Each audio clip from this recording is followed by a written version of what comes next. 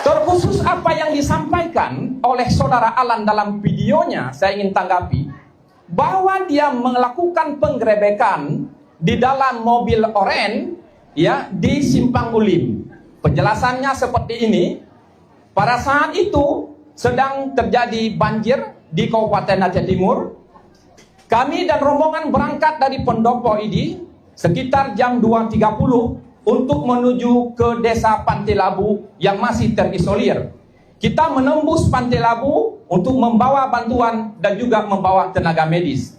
Biasanya dalam setiap kunjungan saya ke kecamatan terdampak banjir, camat dan kepala puskesmas itu ikut serta membawa tenaga medis dan obat-obatan.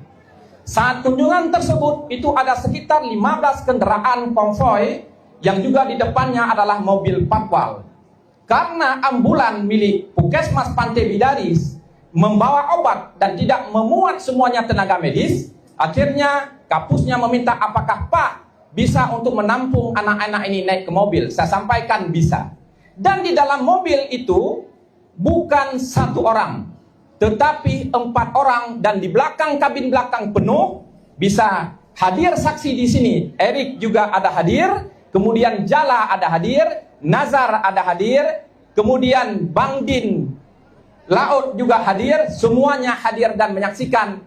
Kemudian setelah dia menumpang, mereka menumpang, dan teman yang menumpang itu merupakan 1 orang sepupu dari saudara Muhammad Alan. Apakah mungkin ketika ada sepupunya kita melakukan sesuatu yang tidak wajar?